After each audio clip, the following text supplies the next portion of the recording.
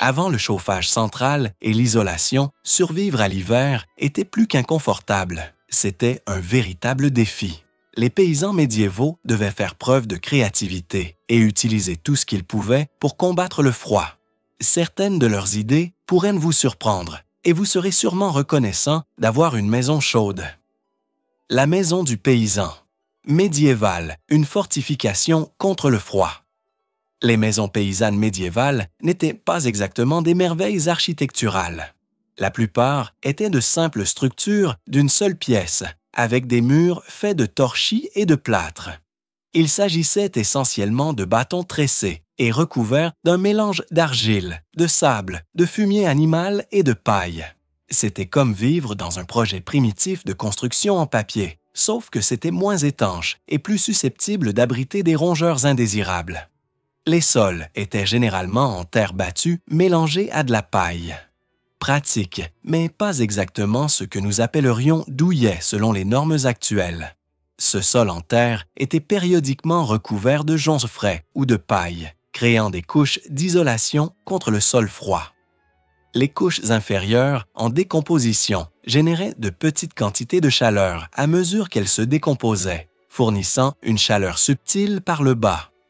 Pensez-y comme un système de chauffage par le sol naturel, avec l'avantage supplémentaire d'odeurs intéressantes et de quelques surprises de coléoptères occasionnels.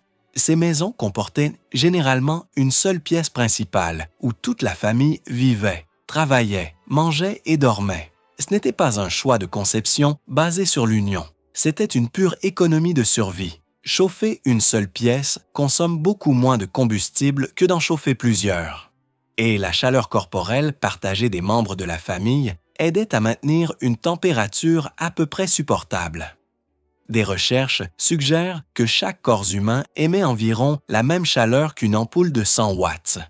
Dans un petit espace avec 5 ou 6 personnes, cela équivaut à un modeste radiateur d'appoint. Les toits étaient généralement couverts de chaume, de joncs ou de bruyères, ce qui offrait une isolation étonnamment efficace. Un toit de chaume bien fait pouvait avoir jusqu'à 90 cm, 3 pieds, d'épaisseur, créant une excellente barrière contre l'air froid. Ces toits étaient si efficaces que certaines études de bâtiments médiévaux reconstruits montrent qu'ils retenaient jusqu'à 30% plus de chaleur que les toits de tuiles modernes sans isolation adéquate. Les fenêtres étaient petites ou inexistantes dans la plupart des maisons paysannes. Lorsqu'elles existaient, elles étaient souvent recouvertes de parchemin huilé ou de tissu plutôt que de verre qui était trop cher pour les gens du commun. Ces petites ouvertures minimisaient les pertes de chaleur tout en offrant une ventilation minimale et une touche de lumière. C'est comme s'ils avaient inventé le concept d'éclairage d'ambiance des siècles avant que les restaurants romantiques ne le rendent populaire.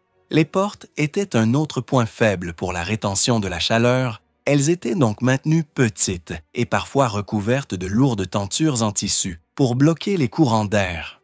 Certains paysans astucieux construisaient même de petites entrées ou des vestibules coupe-vent qui créaient une sorte de sas, empêchant les rafales d'air glacial d'entrer directement dans l'espace de vie principal.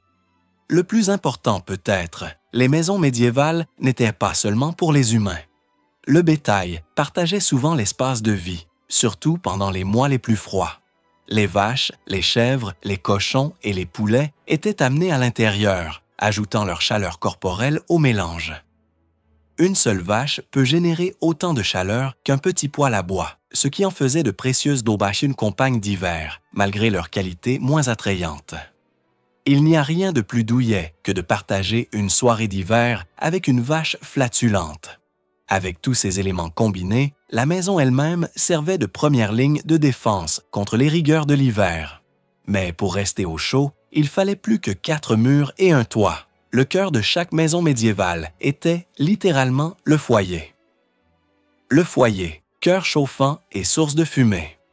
Contrairement à nos cheminées modernes, soigneusement placées contre un mur avec des conduits de cheminée efficaces, le foyer médiéval était généralement situé juste au centre de la demeure d'une seule pièce. Cet emplacement central n'était pas un choix esthétique, c'était pratique. La chaleur rayonne dans toutes les directions. Donc, un feu central chauffait tout l'espace plus uniformément. Ce qui pourrait vous surprendre, c'est que les premières maisons médiévales n'avaient souvent pas de cheminée. Au lieu de cela, la fumée du feu remplissait le haut de la pièce avant de finalement trouver son chemin par un trou, dans le toit appelé trou de fumée ou évent. La version médiévale de la purification de l'air consistait fondamentalement à attendre que la fumée trouve son chemin avant que vos poumons ne lâchent. Pas étonnant que l'œil charbonneux était le seul look de maquillage disponible. Cet environnement enfumé, bien qu'inconfortable selon les normes modernes, avait plusieurs fonctions inattendues. La fumée aidait en fait à préserver l'intégrité structurelle du toit de chaume en dissuadant les insectes et les rongeurs.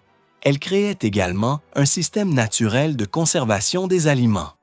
La viande et le poisson pouvaient être suspendus aux poutres, où la fumée ascendante les fumait, prolongeant ainsi leur durée de conservation pendant les mois d'hiver où les aliments frais étaient rares. Réfrigération médiévale. Il suffisait de suspendre le bacon là où la fumée était la plus épaisse et d'espérer que vos invités ne se soucieraient pas d'une touche de saveur de cheminée.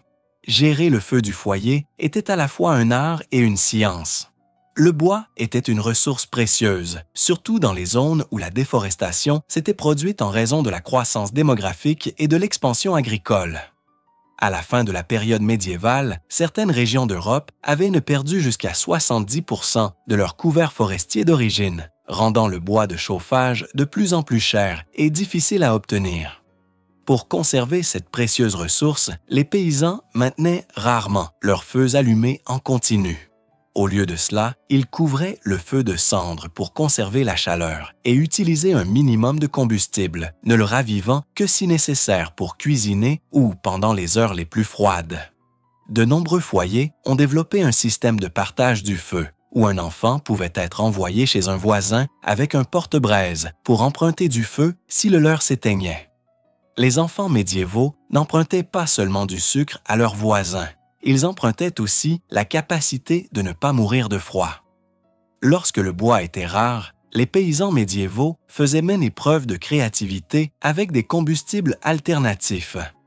La tourbe séchée, extraite des tourbières, était couramment utilisée dans les régions du Nord, tandis que le fumier séché de bétail, de chevaux et d'autres animaux servait de source de combustible étonnamment efficace ailleurs. Rien ne réchauffe autant les mains qu'un feu ardent alimenté par les excréments de vaches du mois dernier. Parlons du recyclage avant que ce ne soit populaire. Les outils pour gérer le feu étaient simples mais spécialisés. Les fers à feu, les crochets à peau et les trépieds permettaient de cuisiner sur une flamme ouverte, tandis que les couvercles de foyer pouvaient étouffer partiellement le feu pour économiser du combustible pendant la nuit. Une maison de paysans bien équipée pouvait également avoir un soufflet pour attiser rapidement les flammes si nécessaire. Le soufflet médiéval était essentiellement le premier souffleur de feuilles, sauf qu'au lieu d'ennuyer les voisins un dimanche matin, il empêchait la famille d'avoir froid.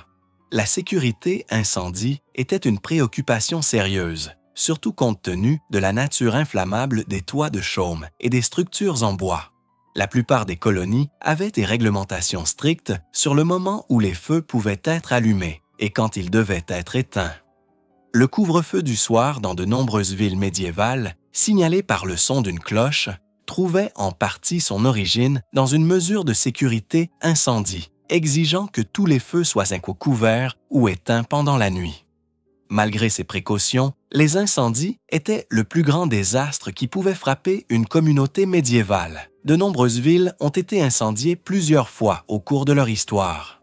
Londres a subi des incendies majeurs en 1133, 1212 et bien sûr le grand incendie de 1666 qui a détruit plus de 13 000 maisons. Les pompiers médiévaux étaient principalement des gens qui formaient des chaînes de seaux et criaient « Pas encore ». Le foyer fournissait plus qu'une simple chaleur physique. C'était le centre social du foyer, où les familles se réunissaient, préparaient les repas et racontaient des histoires pendant les longues nuits d'hiver. Mais lorsque le feu s'éteignait et que le froid intense des nuits arrivait, les paysans médiévaux avaient besoin de stratégies supplémentaires pour rester au chaud. Se vêtir contre le froid. La garde-robe d'un paysan médiéval typique ressemblait peu à notre concept moderne de mode, privilégiant la fonction à la forme à tous égards possibles. La laine régnait en maître comme le matériau le plus important pour les vêtements d'hiver. Les moutons étaient très répandus dans toute l'Europe médiévale, ce qui rendait la laine relativement accessible, même aux membres les plus pauvres de la société. Les propriétés naturelles de la laine la rendent idéale par temps froid. Elle retient la chaleur même lorsqu'elle est mouillée et crée des poches d'air chaud lorsqu'elle est portée en couche. La laine médiévale était généralement plus épaisse et plus lourde que les variétés modernes, offrant une isolation exceptionnelle au détriment du confort. Les pulls rêches de votre grand-mère n'étaient rien comparés aux vêtements en laine médiévaux. C'étaient essentiellement des hérissons portables qui servaient aussi de dispositifs anti-câlins. Contrairement à la croyance populaire, les paysans ne portaient pas seulement un vêtement en lambeaux. La superposition était considérée comme essentielle à la survie. Une tenue d'hiver typique pour un homme pouvait inclure une sous-vêtement en lin, des guêtres en laine, une tunique en laine, une tunique plus lourde et une cape. Les femmes portaient des couches similaires avec des robes en lin, sous des robes en laine, souvent avec des surcoats et des tabliers supplémentaires, ce qui ajoutait une isolation précieuse. Les sous-vêtements en lin remplissaient une fonction cruciale au-delà de la modestie. Ils créaient une couche intérieure qui évacuait la sueur tout en formant une barrière entre la laine rugueuse et la peau sensible. Ce système de couches créait de multiples poches d'air emprisonnées, très similaires aux vêtements thermiques modernes. Les paysans ont compris le principe de l'isolation des siècles avant que ce ne devienne un concept scientifique. Ils créaient des microclimats chauds, pendant que les nobles étaient trop occupés à réfléchir à la façon de rendre leurs chaussures pointues ridicules encore plus pointues. Les chapeaux étaient considérés comme essentiels et non optionnels. Les gens médiévaux savaient qu'une partie importante de la chaleur corporelle s'échappait par la tête. Et pendant les mois froids, divers types de bonnets, de coiffes et de capuchons étaient portés jour et nuit. Beaucoup de ces couvre-chefs s'étendaient également pour protéger le cou et les épaules, zones particulièrement vulnérables au courant d'air. La mode médiévale nous a donné beaucoup de choses, mais les cheveux de chapeau pourraient être son héritage le plus durable. Au 14e siècle, les Bad Hair Days étaient simplement du mardi au dimanche. Les chaussures posaient un défi particulier. Les chaussures en cuir étaient courantes, mais offraient peu d'isolation contre le sol froid. La solution consistait à rembourrer les chaussures avec de l'herbe sèche, de la mousse ou de la paille, créant ainsi une isolation naturelle. Les paysans plus riches pouvaient posséder des patins en bois, essentiellement des galoches médiévales, qui surélevaient les pieds au-dessus du sol froid et humide. Pour ceux qui ne pouvaient pas se permettre des chaussures en cuir, de simples enveloppements en tissu attachés avec de la ficelle servaient de bottes improvisées. Rien ne représente mieux la mode hivernale que des pieds qui sentent l'étable et qui ressemblent à un nid d'écureuil quand on marche. La cape médiévale mérite une mention spéciale car elle est peut-être le vêtement le plus polyvalent de l'arsenal d'un paysan contre le froid. Ces grands morceaux de tissu de laine pouvaient être drapés de diverses manières selon le temps, servant de manteau le jour et de couvertures la nuit. Certaines capes avaient des capuchons, tandis que d'autres étaient portées avec des couvre-chefs séparés. Les capes les plus précieuses étaient celles fabriquées à partir de laine foulée, un processus de lavage, de feutrage et de rétrécissement du tissu pour créer un matériau encore plus dense et résistant au vent. Les gants ou moufles étaient des luxes rares pour la plupart des paysans. Au lieu de cela, ils utilisaient souvent des couvre-mains faits de chutes de tissu ou simplement glissaient leurs mains à l'intérieur de leurs manches ou de leur cape.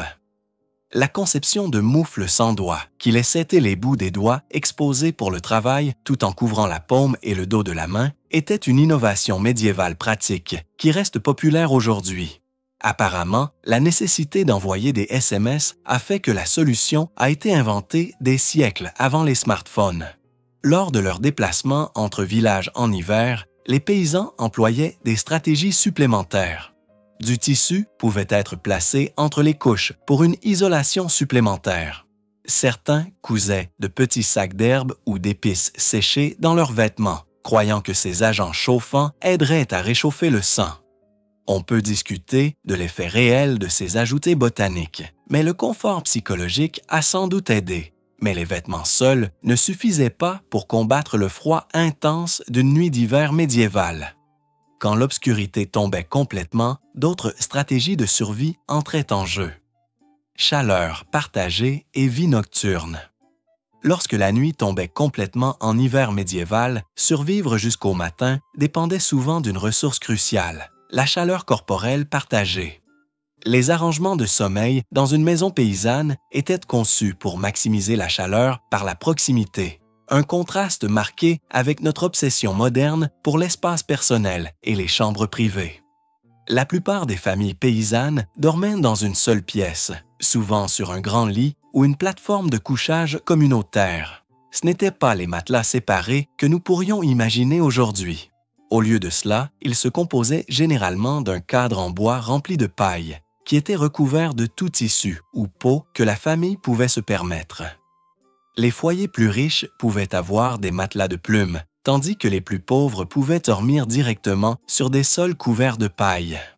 Toute la famille, parents, enfants, grands-parents et parfois même des célibataires ou des domestiques, dormaient ensemble sur cette plateforme. Ils étaient stratégiquement disposés, les plus jeunes et les plus âgés, les plus vulnérables au froid, étant placés au milieu, là où il faisait le plus chaud. Les arrangements de couchage médiévaux horrifieraient les adolescents d'aujourd'hui qui ont besoin d'intimité pour envoyer des SMS. À l'époque, votre grand-mère pouvait littéralement lire vos rêves. Étonnamment, les lits médiévaux étaient souvent plus courts que les lits modernes. Ce n'était pas parce que les gens étaient significativement plus petits, mais parce que beaucoup dormaient dans une position semi-assise, croyant que s'allonger était insalubre et associé à la mort. Les oreillers n'étaient pas courants. La plupart des gens utilisaient des couches roulées ou des bottes de paille pour se soutenir. Les couvertures étaient faites de tout ce qu'on pouvait économiser. Des couvertures en laine, de vieilles capes, des peaux si la famille avait de la chance, et parfois même des nattes de jonc séchées. Beaucoup de ces couvertures avaient une double fonction pendant la journée, servir de vêtements. Certaines régions ont développé des couvre-lits spécifiques, comme la couverture galloise en tapisserie tissée en laine, avec des motifs distinctifs qui aidaient à identifier les origines familiales. Le corps humain génère environ 75 watts de chaleur au repos. Multipliez cela par 5 ou 6 membres de la famille blottis ensemble, et vous obtenez un système de chauffage efficace d'environ 400 watts, comparable à un petit radiateur moderne. Cette chaleur partagée pouvait élever la température d'un petit espace de sommeil clos de 15 degrés Celsius, 15 degrés Fahrenheit, potentiellement la différence entre geler et survivre à une nuit d'hiver rigoureuse. Mais les humains n'étaient pas les seules sources de chaleur dans les maisons médiévales pendant les nuits d'hiver. Les animaux domestiques étaient amenés à l'intérieur, non seulement pour leur protection, mais aussi pour leur précieuse chaleur corporelle. Une seule vache génère environ 500 watts de chaleur, plus que tous les membres d'une famille humaine réunie, ce qui en fait d'excellents compagnons de maison pendant l'hiver, malgré leurs autres attributs moins agréables. Les poulets pouvaient être gardés dans des paniers sous le lit, tandis que les plus petits mammifères, comme les chiens, étaient souvent encouragés à dormir dans le même lit. Imaginez essayer d'expliquer à un paysan médiéval pourquoi les gens modernes chassent leurs chiens du lit. Vous voulez dire que vous avez cet appareil de chauffage velu et que vous ne l'utilisez pas. Même le cochon familial pouvait être amené à l'intérieur pendant les nuits les plus froides, généralement relégué dans son propre coin ou enclos à l'intérieur de la maison. Les cochons sont des générateurs de chaleur particulièrement efficaces, produisant environ 400 watts chacun, à peu près l'équivalent d'un petit radiateur moderne. L'ASMR médiéval n'était que des bruits d'animaux et des ronflements de grand-père.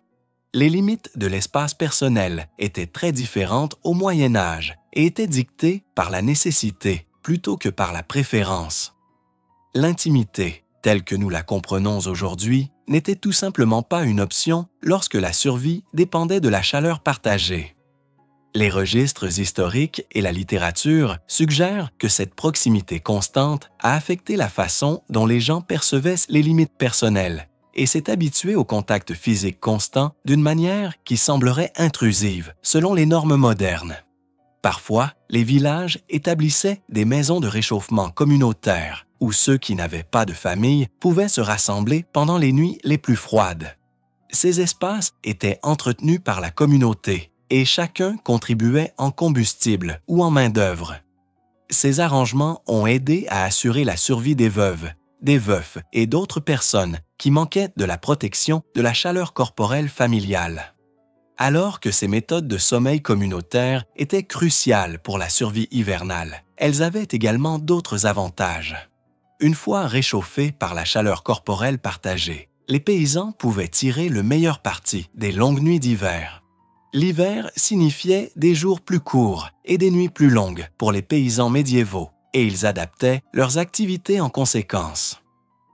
La vie quotidienne, hivernale et les festivités. Contrairement au monde actuel, où les lumières électriques nous permettent d'ignorer les cycles naturels, les gens médiévaux suivaient le rythme du soleil, ce qui signifiait que leur journée d'hiver commençait plus tard et se terminait plus tôt. Une journée d'hiver typique pouvait commencer vers 7 heures du matin, lorsque la faible lumière du soleil rendait enfin le travail possible, et se terminer à 16 heures lorsque l'obscurité tombait. Cela donnait aux paysans beaucoup moins d'heures de travail qu'en été, lorsqu'ils pouvaient travailler de l'aube à 4 heures du matin jusqu'au crépuscule à 21 heures. Leur version des heures d'hiver n'était pas une politique d'entreprise, mais plutôt une situation où je ne peux pas voir ma main devant mon visage, donc je ferais mieux de dormir. Cette réduction naturelle de la lumière du jour a créé ce que les historiens reconnaissent maintenant comme un mode de vie hivernal différent. Des preuves issues de registres médiévaux montrent que de nombreuses communautés s'attendaient à moins de travail pendant les mois d'hiver. Le travail agricole diminuait considérablement et une grande partie du temps était consacrée aux tâches intérieures comme la réparation d'outils, le filage de la laine et le tissage. Un aspect fascinant des modèles de sommeil hivernal médiévaux était ce que les chercheurs appellent le sommeil segmenté. Beaucoup de gens dormaient en 2 phases distinctes. Un premier sommeil commençant peu après la tombée de la nuit, suivi d'une période d'éveil d'1 à 2 heures au milieu de la nuit, puis un second sommeil jusqu'au matin. Pendant cette période d'éveil de minuit, les gens s'occupaient du feu, priaient, parlaient à voix basse ou, parfois, rendaient même visite à des voisins. Ces heures sociales de minuit créaient des opportunités de rapprochement uniques.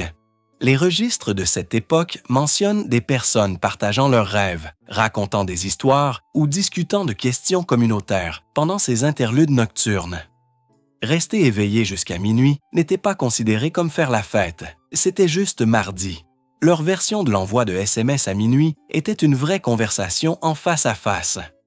L'obscurité prolongée signifiait également plus de temps pour le repos. Les habitudes de sommeil hivernal médiéval comprenaient souvent 8 à 10 heures de sommeil total, plus des périodes de repos supplémentaires près du feu. Ce sommeil supplémentaire avait un objectif pratique.